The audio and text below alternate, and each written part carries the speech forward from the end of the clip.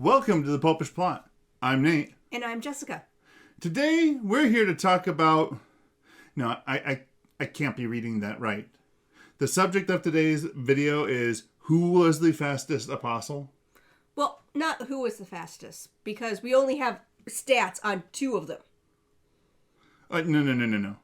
You clearly are pulling something just out of the weeds here, because I don't recall any spots in the Gospels or the Acts of the Apostles discussing foot races.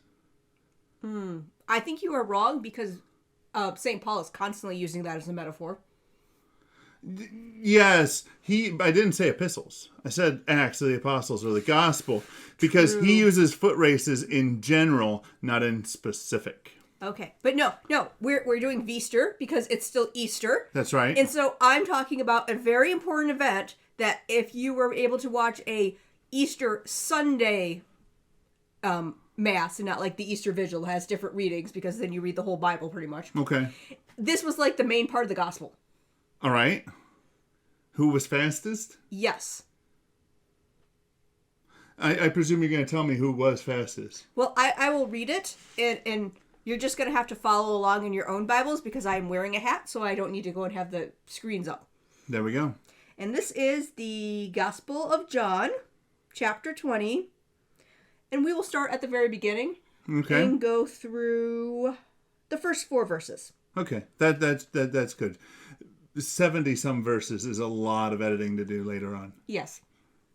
Now, on the first day of the week, Mary Magdalene came early to the tomb while it was still dark, and she saw the stone taken away from the tomb.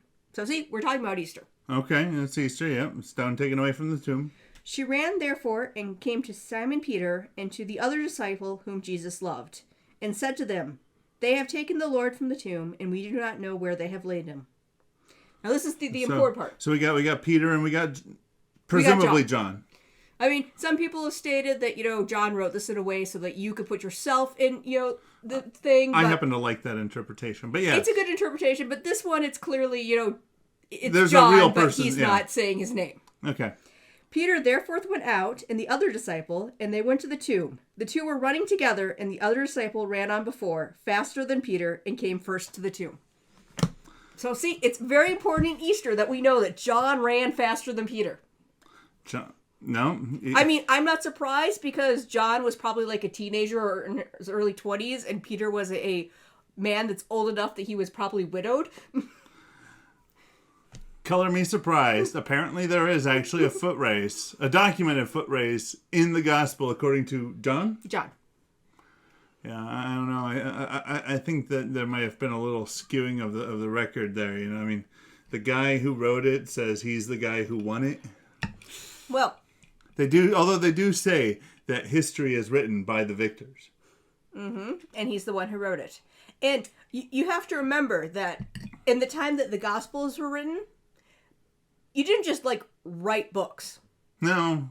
For starters, you didn't get paid to write books as far as being the author of a story because there was no copyright. So if anyone actually saw your book or read your book, they could just get someone else to copy it down and now you have your own copy. Yeah, there were no exclusive book deals.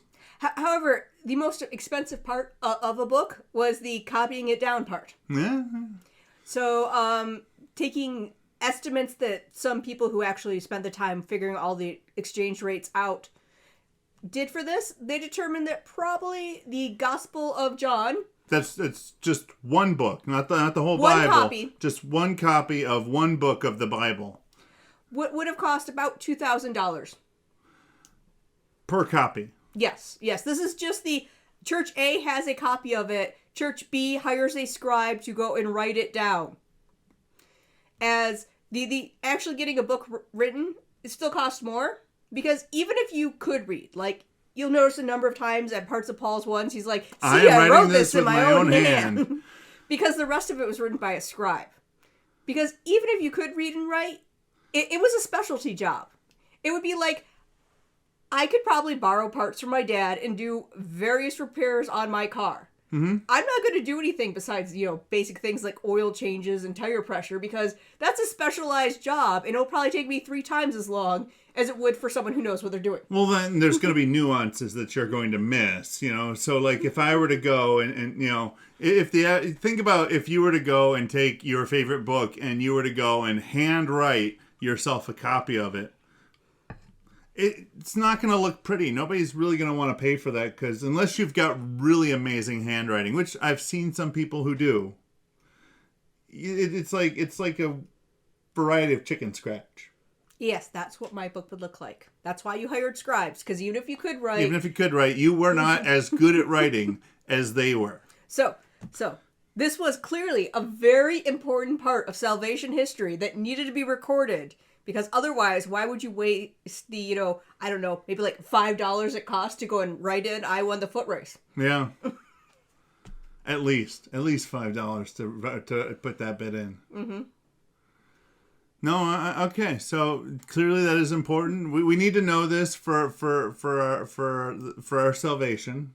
I mean, Paul does point out that all of Scripture is useful and important. So I don't think it's at the level of necessary for salvation, but as being someone who, as being someone who actually, because I am part of the AV team, actually got to go to Mass.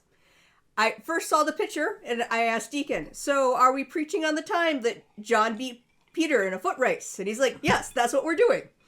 As apparently a parishioner had made this lovely piece of art and donated it to the church because it's someone who's largely homebound and they like doing art and they know that the church will happily, take the art and, sometimes we've auctioned it off to raise money. Yeah. A few times it ended up there was that piece that was auctioned off last year. Mm-hmm. That was an amazing piece. It was an amazing piece. If only I had like 8 feet of blank wall. We cannot have an entire wall-size icon on the back. No, we cannot.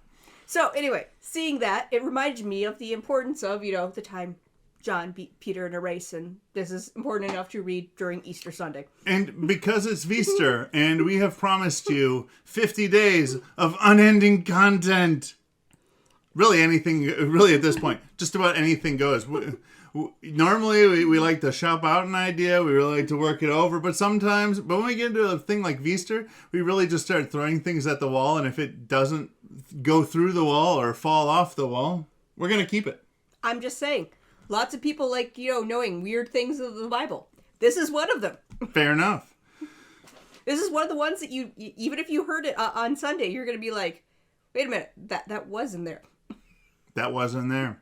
So, go down below, hit the little like button, because you know how I feel about people not watching episodes all the way through to the end and not liking them. Plus, you learned a new fact. That's John right. was faster than Peter. That's right. We entertained you. Give us a like.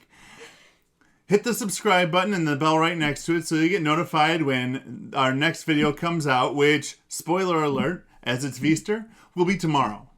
Be back here tomorrow. We'll see you then. Unless you're watching it, a day or two later, and then you can just watch it, right afterwards. Yes, if you're watching it at some point in time that is not during Easter 2020, I can't guarantee that the next episode will be tomorrow. Mm-hmm.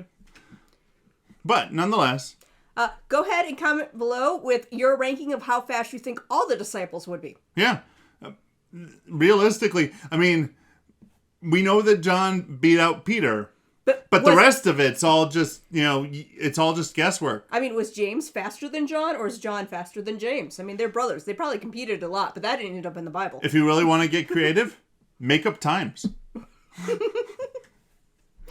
Make sure you do an ancient biblical measurement so we know how many cubits they got for the whatever measurement of time they had. Yes. I think they had hours, but the hours were words. Or just, or if you really want to be simple about it, just comment about who you think was the fastest. And until next time, remember to live your faith. Love your faith. And share that love. Well, that was clearly an episode in which we said something of Bible stuff. That was an episode. We said something. We read the Bible. Which we don't do during many of our episodes. So that right there tells you that that's a legitimate episode.